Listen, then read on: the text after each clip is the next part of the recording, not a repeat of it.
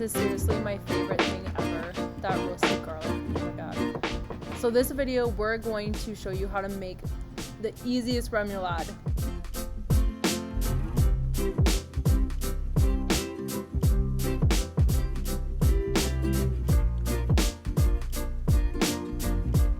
You're gonna need diced pickles, diced red onions, some ketchup, fresh herbs if you want them, hot sauce, we use Tabasco, but you can use anything, and of course salt and pepper. And this is how easy it is. You just add those ingredients to your garlic aioli and mix it up. If you want to know how to make garlic aioli, see our other video on how to make that. A remoulade sauce pairs really nice with most seafood dishes.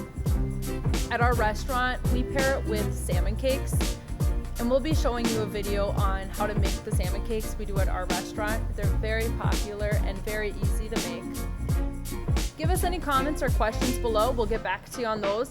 Otherwise, subscribe to our channel, Stone Soup channel, and we'll be uploading videos once a week about our recipes that we use at Stag Head made by Chef John.